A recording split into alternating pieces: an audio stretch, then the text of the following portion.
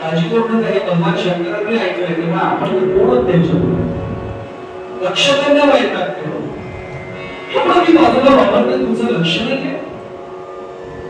शेवटी बोलायचं धाडस नव्हतं. त्रिनेत्र झाले भगवान शंकर. चिडले, रागावले, तिसरा डोळा उघडला तर समाजाचं भस्मच व्हायचं. लक्ष त्यांना विचारायचं मनात होतं. हिंमतच होईल. एक दिवशी भगवान शंकर ध्यानात बाहेर आले, निभावस्थेत आले आणि असे सहज शोधात बघताना हसले स्वतःच्या मनाशी. लक्षात आलं एकदा सुखमासीन शंकर लोकशंकर सहज असे सुखासनात बसले होते आणि लक्ष त्यांनी पुढे धाडस केलं, हात जोडले. स्वामी रागावणार नसलं तर एक प्रश्न आणि विचार ना रागवायचं काय त्यात नाही म्हणजे विचारू का नको तुला मनस विचारू विचार रागवणार नाही तर प्रश्न टाकू विचार. अनुभूती मिळाली की हे भविष्य कैलास पर्वतावर योगाचं चित्र रंगवून आपल्या घरात अशी वाक्य अनेकांना येणार नाही, अपेक्षा करू नका. पण निर्मळा गाड्यावर थोडा आनंद मिळतो, चला तिथलं गाणं ऐकायला मिळतं असं बोललं जायचं. रागवणार घेतला विचारू नका. निर्मळा थोडंसं वाकायला लावलंय. सहज प्रश्न विचारले ते म्हणते तुम्ही हे असं की तुमच्या बोली फिरतं तुमचं लक्ष नाहीये, डोळे आंधळी धरलेले असं काहीतरी बघताय खाली शून्यात, नासाकडे दृष्टी आहे, कुठल्या चेहऱ्यामध्ये चालचाले काहीतरी कंठाची हालचाल होते, काय करतात? जसं तुम्ही तिला म्हटलं भगवान शंकर काय म्हणतात हसले. हा प्रश्न आहे होय. आता विचारायचं तेव्हा माझ्या आवडीचा विषय विचारायचा. आवडीचा विषय कसला विषय? माझ्या स्वामींचं जपत ध्यान आता हिला कुतूहलाच्या ऐवजी जिज्ञासा वेगळीच जागी झाली. यांचे स्वामी म्हणजे महादेव. थोडं पुढचं सांगू बाकीचे सगळे देव अमृत प्राशन करून अमर झालेले, हे विष प्राशन करून अमर झालेले महादेव. तुम्ही तुमचे कोणी स्वामी हो म्हणले आणि देवी भगवंतांना प्रश्न विचारताय बालांच्या सहाय्याने. तुझ्या स्मरणा नामाने अभ्यगतांनी काय केले बघा. नामाने आणि नंतर नामाने तुझ्या स्मरणा नामाने सत्यता सांगता नामाने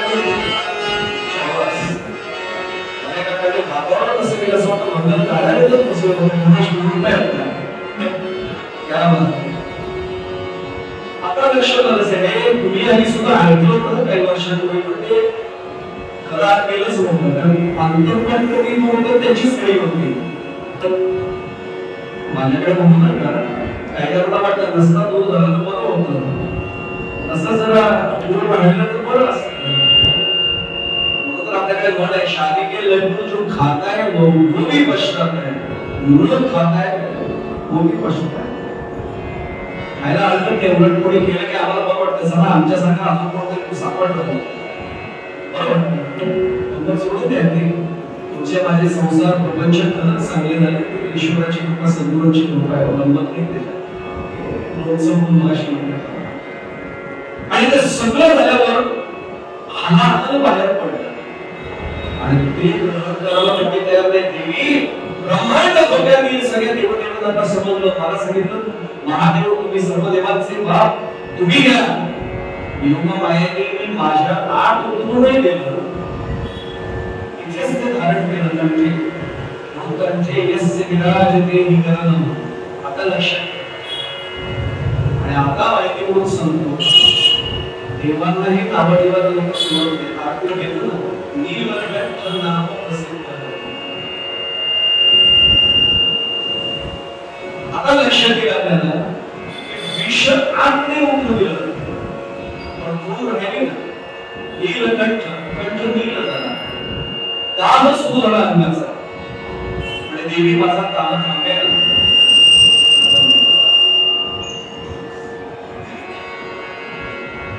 दाहच थांबेल. तुमच्या नाट्यगीत त्याला सोडलं निजाम झाले नाही. विश्वप्राशनी जगतास या दिवली सुंदर करुणा जय शंकर. आणि म्हणून आपल्या लक्षात आलं असेल देवीने एक उपाय सुरू केला. मी कैलास पर्वतावर सेंट्रलाइज्ड इसी बघा ना कैलास पर्वत अर्धाच्छादित प्रदेश. मला वाटलं तर इथे दाह थांबेल नाही थांबला. पण दुसऱ्याने सांगितलं चंद्र शीतल आहे. चंद्र हे सर्व ते धारण केलं. लोकांनी नाट्यगीताचा विषय मिळवला. तेही झालं. नाट्यगीत कोणाला विषय मिळाला पण गाण्याला थांबला. तो तिसरा विषय झाला मंदाकिनी शीतल गंगा ती धारण करत असते म्हणजे आपण थंड होईल. आणि खरं आपल्याला माहिती का शीतल वाहिली गंगा. प्रश्नाचंच उत्तर आहे का शीतल वाहिली गंगा. का शीतल वाहिली गंगा. आश्चर्य प्रश्नपत्रिका काढली ना काका कॉपी सोडा कॉपीचं एक अभियान करावंच नाही लागणार. का शीतल वाहिली गंगा. का शीतल वाहिली गंगा. उत्तर बोलायला आपण प्रयत्न अभ्यास नीट करा. आता लक्षात येईल गंगा धारण केली नाही झाला थांबला. सर्पराज नागराज नागखंडे असं मी ऐकून सांगतो. मी काही बाहेर धारण करून बघितलेला नाही. आमच्या ओळखीचे कीर्तनकार आहेत ते पाचलेगावकर महाराजांच्या मठात जाऊन आले. पूर्वरंगात गोवा शहरात असा हा येत नाही. विषयाचा दात उभं काढलेल्या नागराज येतात. त्यांना 7 तास बोलवतात कीर्तनाच्या आधी 2 तास. लोक भूमिका तयार करतात. काही काळजी करू नका अभिमंत्रित क्षेत्र आहे तिथे काही होत नाही. असं मला मी विचारतात बुवा घाबरत येतात. बुवा घाबरलेला असतो पण बुवा आहे प्रतिभा जपायला करते.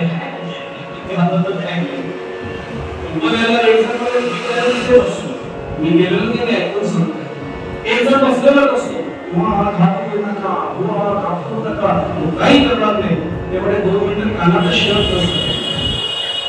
गळ्यात असा आल्यावर जे काही गार पडलेला असतो मानेला गार पडतोय का आतून गार पडलं हेच मला कळत नाही. मी दर्शन भरपूर वेळ केला. लक्षात आलं आणि पूर्वरंग पण लांब. आणि मला सांगतो पूर्वरंग जेवढा जास्त असेल तेवढा सगळ्यांनाच आवडतो आयुष्यात. तर तुम्हाला याला पूर्वरंग लांब चांगला वाटतं. मी आयुष्यातच सांगतो उत्तरांगात एवढंच वाटत नाही. उत्तरांगात आल्यावर जाग्यात कुठे आठवडे असतात पूर्वरंगाच्या आयुष्यात सगळं झालं. म्हणजे नागराष्ट्रीय शेवटी धीर एकवटला आणि धीर एकवटून एवढंच केलं. अजून काही केलं म्हणजे नाही करणार. पुढे बाहेर बोलत होता त्याची जीभ अशी बाहेर येत असते. बाहेर येते जीभ ते म्हणजे त्याची जीभ बाहेर येत होती. माझी आज जायची वेळ आहे. आता लक्षात आलं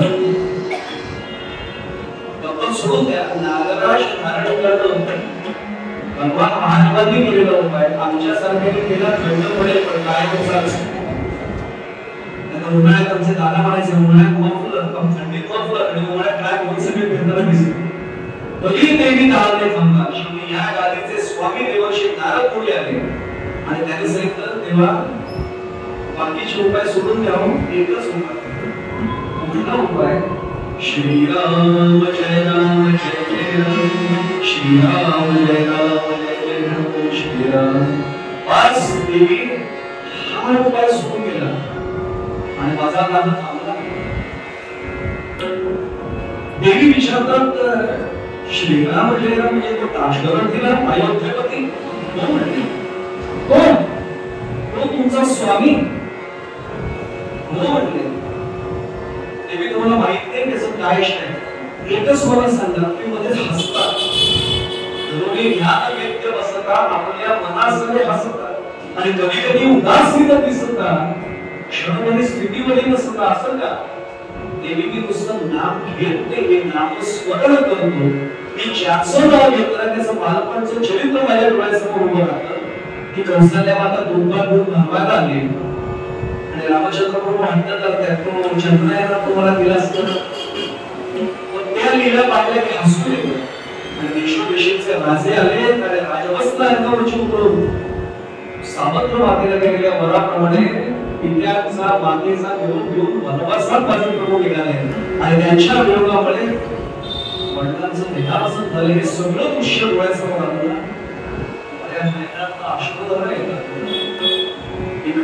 नाम घेणं वेगळं ते नामस्मरण वेगळं.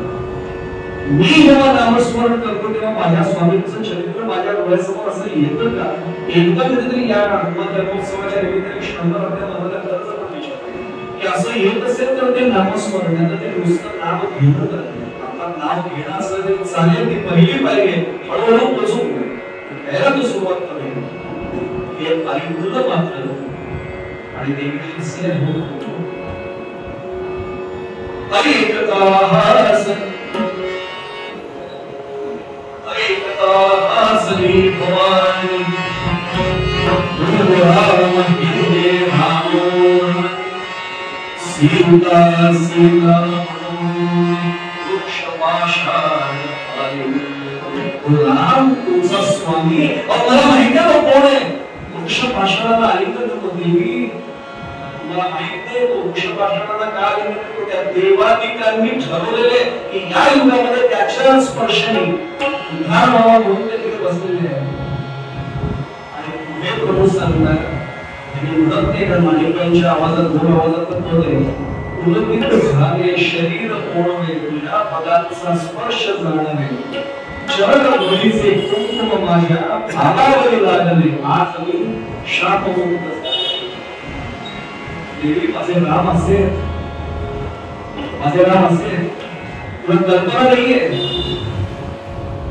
तरी देवी म्हणतात शे राम ते तुमचे स्वामी. हे पुन्हा तिला सांगताय शरण भजा शरण भजावे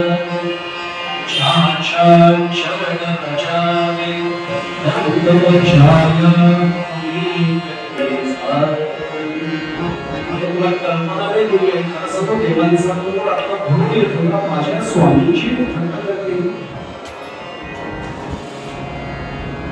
आणि देवीला ते सांगताय अगर गौतम भक्तीचा उद्धार हिलेचा उद्धार जरी केला नुसत्या पदस्पर्शाने त्या नामांमध्ये तू शंका करते. तरी देवी म्हणतात हे रात तुमचे स्वामी होता. बघा तुम्ही सीता वियोगामध्ये ते वेडे झाले वेळ लागले त्याला. मी त्यांची परीक्षा बघायला लागली. राम कसे तुम्हाला दाखवून देते. भगवान महादेव हात जोडून सांगतात देवी हा हट्ट चालणार नाही. हे वागणं ते म्हटले आम्ही सांगतो हे वागणं परिणाम वाईट होतील. देवी विचार करण्यात एक सांगतो त्याला विचार वेगळा मनात आला सुचत नाही. आता ते पुढे जाण्यापुढे सांगतो देवदेवतांच्या बाबतीत जेव्हा ही कथा येते ना देवी अशा उदास नाही होत्या आदिशक्ती त्यांना अवतार मध्ये आणायचा होता म्हणून हा प्रसंग घडवून आणले. एवढंच खुलासा देवी ऐकताय ते आणि केलं काय क्षणार्धात त्याला ब्युटी पार्लर मध्ये जायला लागायचं नाही पण क्षणार्धात पुढे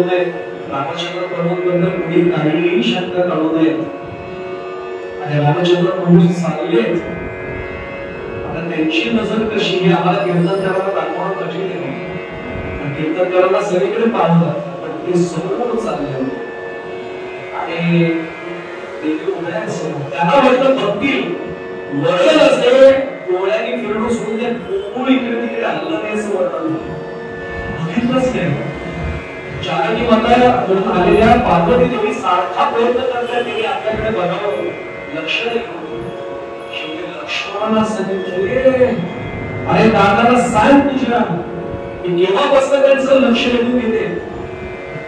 लक्ष्मणाने कधीमध्ये ते पहिलं पाय बघितले, वरती पाहिलं आई जानकी माझ्या तू बरं ओळखलंस, सांग.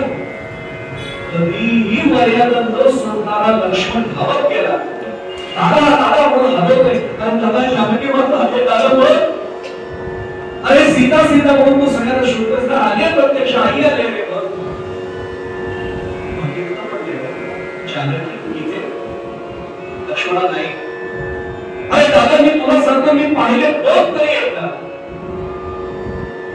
आणि अक्षरशः वर्णन असते, लक्ष्मणाने त्यांचा चेहरा स्वतःच्या हाताने गरीकडे तो फिरवला, नजर नजर झाली. रामाने चरणाकडे लक्ष दिले, हात सोडले, एवढंच म्हटले आई. शब्द ऐकला. लक्ष्मण भैयाला वाटलं, लोक म्हणत होते राम वेडे झाले, खरं दिसते दादाची मला वाटत दिसते जानकी माता. आणि हा म्हणतो आई. अरे दादा आई म्हणतोस जानकी माता, मी तिला आई म्हणायचं. लक्ष्मणा फसलास रे, फसलास. जानकी नाहीये ती. लक्ष्मणा तूही फसलास. तुलसीदासांचा छान पोळा आहे, असा वगैरे सांगत नाही, दुसरा शब्द सांगतो. लक्ष्मण दीर्घ कुमारकृत पेश शकीत भ्रमित भय भय हो विशेष. लक्ष्मण चकित झाला, भ्रमित झाला आणि भय भय हो विशेष म्हणजे भयभीत झाला. तीन विशेषण वापरले. चकित काय झाला, अरे दिसते जानकी माता, आणि प्रत्यक्ष रामचंद्र प्रभू म्हणतात की जानकी नाही. चकित झाला, भ्रमित झाला, मग ती जानकी नाही तर कोण आहे. आणि भयभीत का झाला, दुसरा सुद्धा शब्द नाही वापरला. जसं मायावी देश धारण करून राक्षस येतात, राक्षसी येतात, की त्यांच्यापैकी कोणी आहे का काय, मग भय भय हो विशेष. आणि हे सांगतात लक्ष्मणापासून शब्दात फक्त सांगतो. रामणे सौमित्रे, रामणे सौमित्रे, जानकी मनसी कैसी. दादा मनसी कैसी काय, ती जानकीच आहे. नाही, मला तुला माहिती आहे.